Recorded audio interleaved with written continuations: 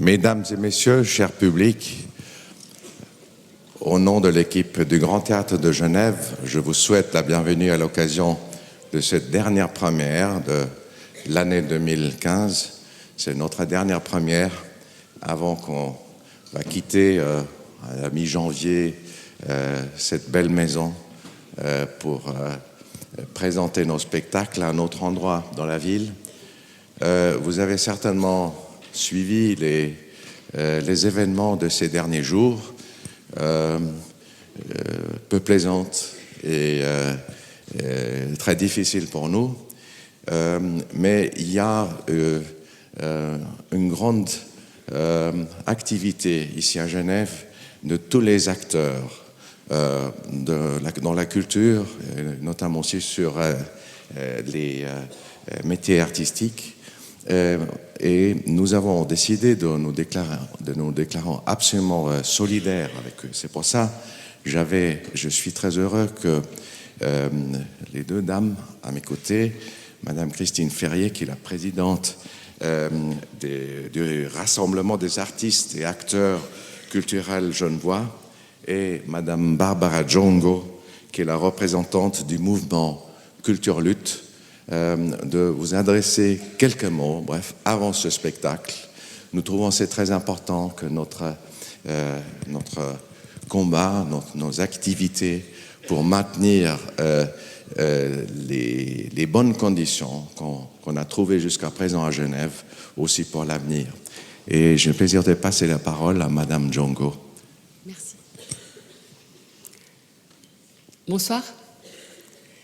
En préambule, le mouvement La Culture Lutte souhaite préciser qu'il n'a pas appelé à la manifestation sauvage de samedi dernier et qu'en conséquence, il n'est en rien responsable des déprédations causées.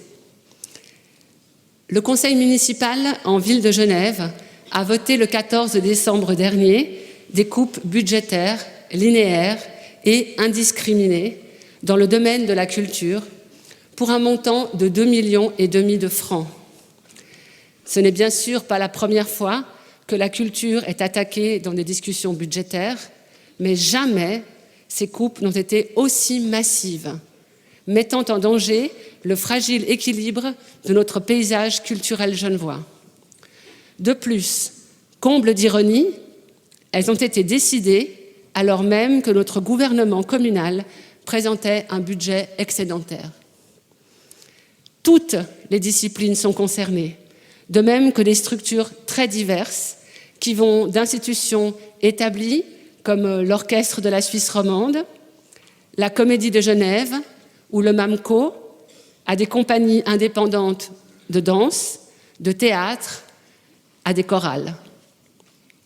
La culture à Genève est plurielle et c'est ce qui fait la force d'une politique déployée depuis près d'un demi-siècle.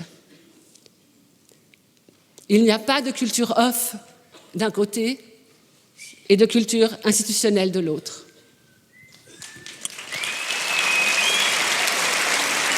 Il y a dans le parcours des artistes des moments pour la recherche, pour la voie alternative et d'autres pour des créations sur les plateaux des grandes institutions. Omar Porras a présenté des mises en scène mémorables au Théâtre du Garage, haut lieu de la vie alternative des années 90, et chacun se souvient de sa flûte enchantée ici même en 2007. C'est à cet équilibre que le conseil municipal s'est attaqué le 14 décembre, faisant des milieux culturels les otages de querelles idéologiques d'un autre âge. Un référendum est lancé ce jour pour faire annuler ces coupes budgétaires. Nous comptons beaucoup sur votre soutien lorsque vous serez amenés à signer puis à voter. Nous entrons en Europe dans des temps de grande incertitude. Et nous savons tous que la meilleure réponse à l'obscurantisme, c'est la culture. Une culture plurielle, ouverte et éclairante. Alors tous ensemble, préservons-la. Enfin, Terminons avec ces quelques mots de Sarah Astro que vous allez entendre ce soir. Alors, la main dans celle d'un ami, il ira joyeux vers un monde meilleur. Nous vous remercions.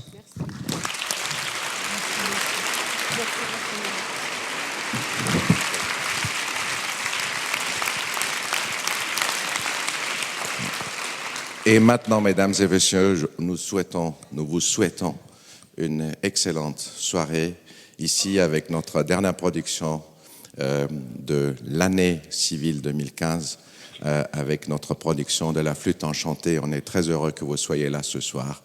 Excellente fête de fin d'année à vous tous et toutes. Merci beaucoup.